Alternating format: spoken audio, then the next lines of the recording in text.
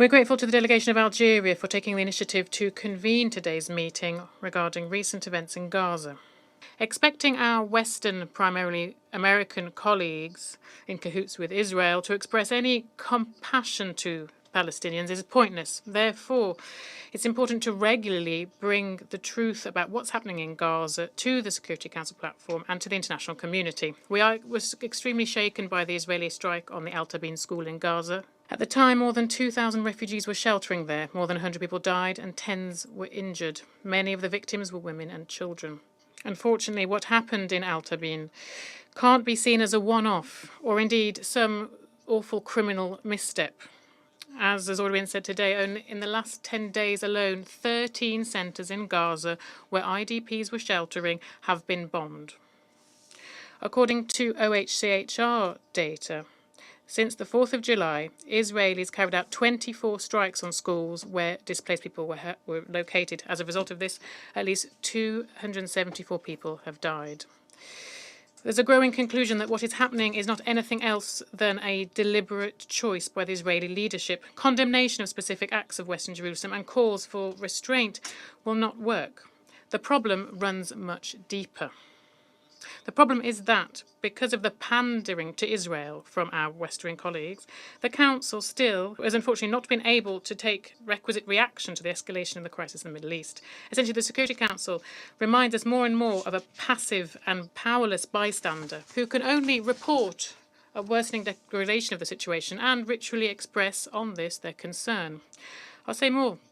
14 members of the Security Council are inherently being held hostage by the US, who blocks any action towards an immediate ceasefire. Now the whole world is sitting anxiously fearing a new escalation in the region. And the United States of America, who still even have not lifted a finger on this, as calling to say that Hamas should participate in negotiations on August the 15th, as if everything only depended on Hamas. Even a bystander today would see clearly that attempts to replace a complete solution to the Palestinian-Israel conflict with various deals of the century with a co-sponsorship of the USA is not only unsuccessful but counterproductive. The entire Middle East region is ablaze and is on the brink of falling into a full-scale war. The priority, of course, is an immediate stop to the ceasefire, to the bloodshed in Gaza.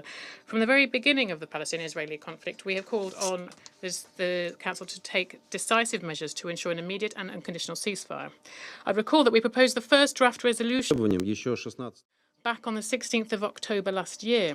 How many lives could have been saved if the Council then had risen to the occasion? That's not a rhetorical question. There is a specific figure for this. 40,000 people have died, including more than 200 UNRWA staff. More than 90,000 have been injured. This is the price of inaction of multilateral diplomacy and short-sighted interest of some members of the Council, who, with their veto of Damocles for 6 months, have not even allowed for a mention in Security Council documents of a ceasefire.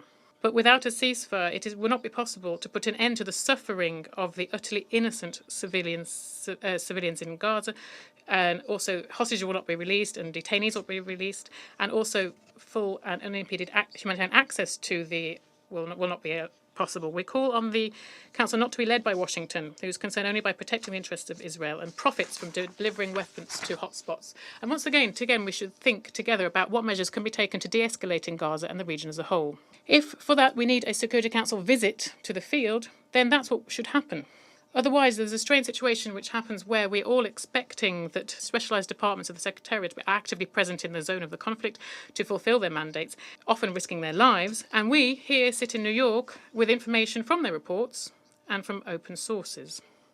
Or we receive invitations to visit Geneva rather than to those regions where we are really needed.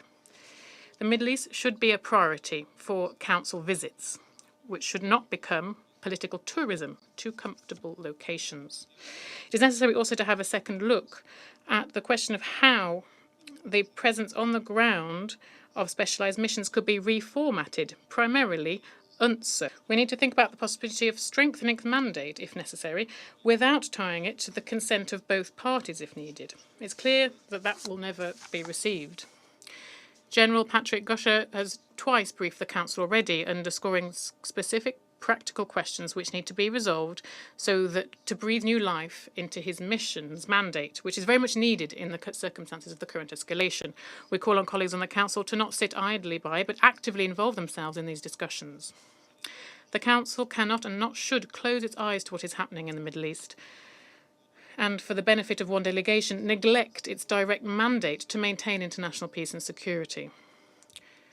And nor should it forget about its own decisions about the need to create an independent sovereign Palestinian state within 1967 borders, with East Jerusalem as its capital, living side by side in peace and security with Israel. And no other schemes and concepts should replace this foundation of peace in the Middle East. We are ready to cooperate with all of those who share this approach. Thank you for your attention. I thank the representative of Russian Federation for their statement.